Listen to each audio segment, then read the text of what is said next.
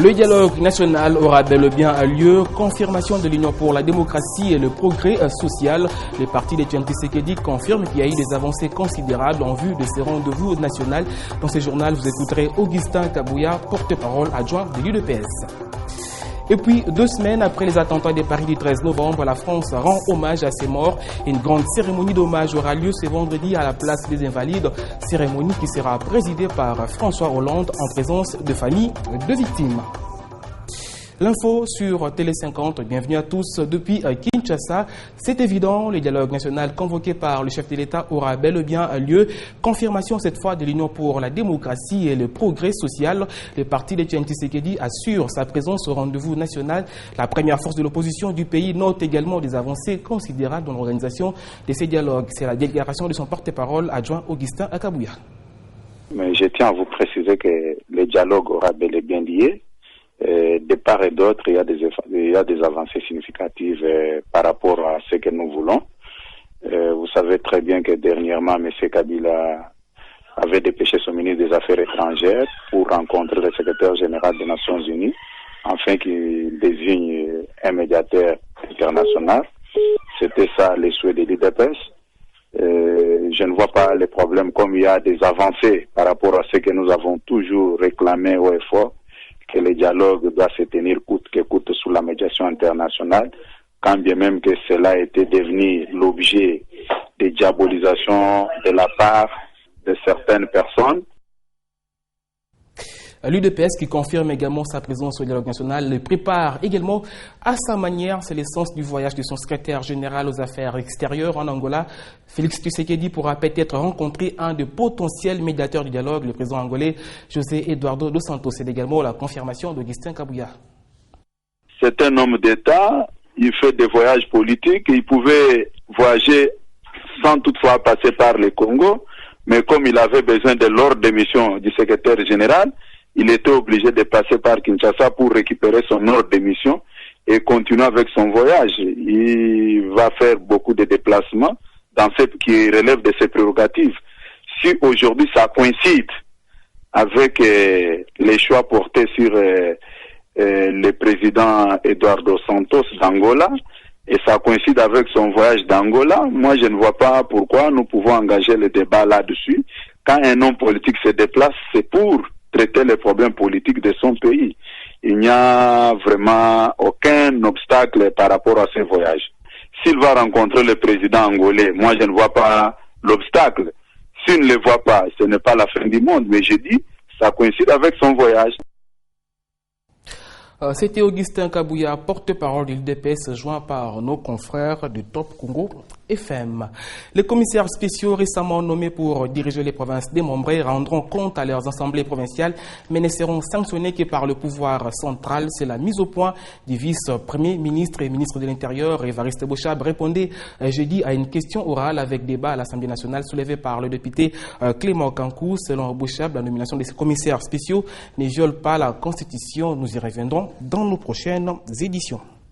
Également dans l'actualité, le sommet des chefs d'État de la communauté économique des États de l'Afrique centrale qui se tient présentement au Gabon. La situation politique et sécuritaire en Centrafrique à l'approche des élections est le sujet phare de cette rencontre. La RDC est représentée par le ministre des Affaires étrangères Raymond Tshibanda, porteur d'un message de Joseph Kabila à son homologue Ali Bongo.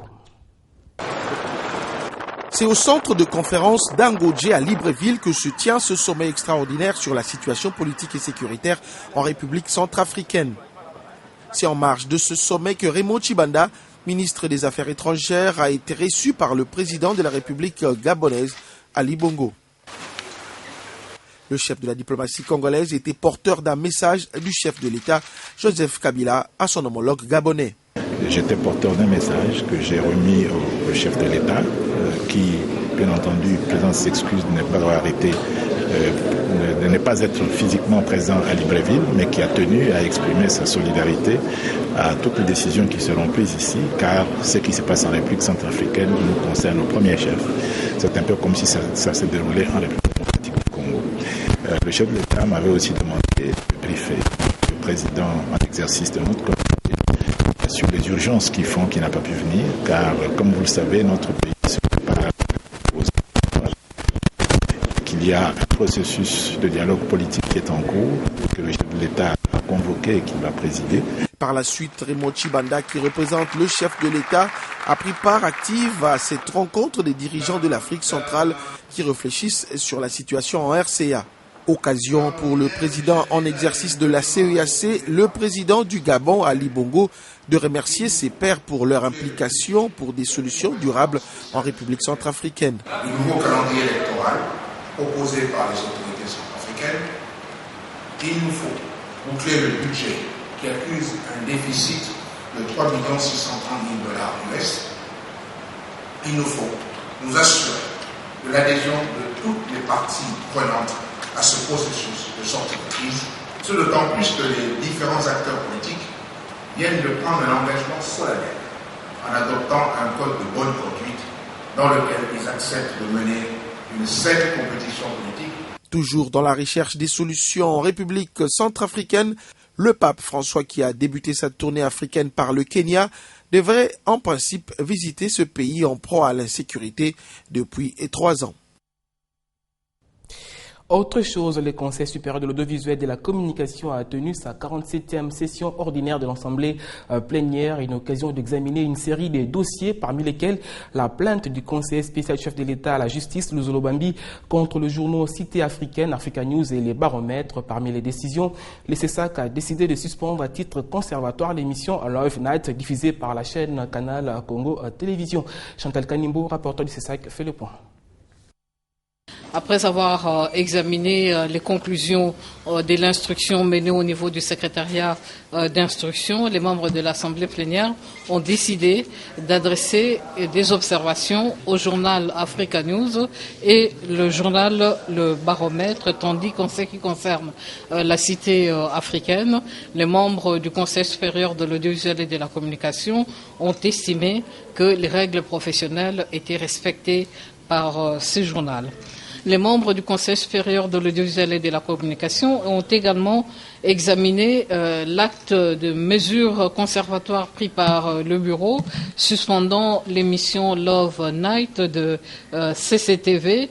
Les membres de l'Assemblée plénière ont entériné cette décision portant suspension pour 30 jours et ont demandé au secrétariat d'instruction d'inviter le directeur de programme ainsi que l'animateur pour venir présenter leurs moyens de défense. Les membres de l'Assemblée plénière ont également examiné le dossier Polélé des CCTV, dossier pour lequel l'Assemblée plénière s'était déjà exprimée. L'animateur de l'émission Polélé, Patrick Palata, refuse d'obtempérer à cette décision du Conseil supérieur de l'audiovisuel et de la communication et le Conseil va saisir le procureur général pour faire appliquer cette décision du Conseil supérieur de l'audiovisuel et de la communication. Dans le monde, 2 semaines après les attentats sanglants de Paris, la France rend hommage aux victimes. Ce vendredi, une cérémonie d'hommage national sera organisée dans la cour de l'Hôtel national des Invalides. Elle sera présidée par le chef de l'État François Hollande, en présence notamment de proches des victimes. La cérémonie, qui se veut très sobre, débutera par les honneurs militaires, puis les noms des victimes seront lus. Ensuite, François Hollande prononcera un discours à travers lequel il rendra hommage à une génération, celle du Bataclan et des terrasses des cafés de l'Est de Paris, mitraillés par les terroristes, dont la moyenne d'âge était de 35 ans. Les proches des 130 victimes ont été conviés, ainsi que les 350 des blessés. Tous seront installés dans une longue tribune érigée dans la cour d'honneur des Invalides. Seront également présents les représentants des forces de sécurité et des secours mobilisés sur les lieux des attaques terroristes. Les corps diplomatiques et l'ensemble des dirigeants des partis politiques prendront également part à cette cérémonie qui va se clôturer par l'hymne national français, la Marseillaise.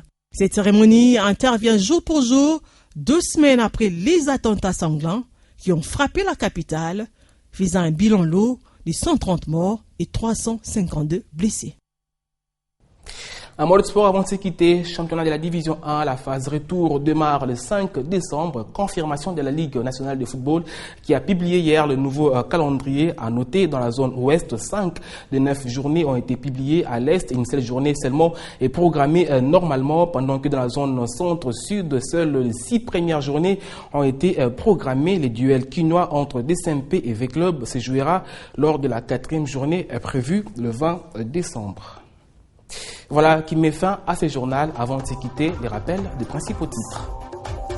Le dialogue national aura bel et bien lieu. C'est la confirmation de l'Union pour la démocratie et le progrès social.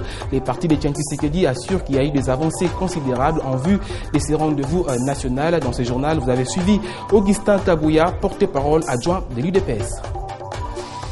Et puis, 2 semaines après les attentats de Paris du 13 novembre, la France rend hommage à ses morts. Une grande cérémonie d'hommage aura lieu ce vendredi à la place des Invalides. Elle sera présidée par François Hollande en présence de familles de victimes. Fin de ce journal. Merci de l'avoir suivi. Bonne journée chez vous.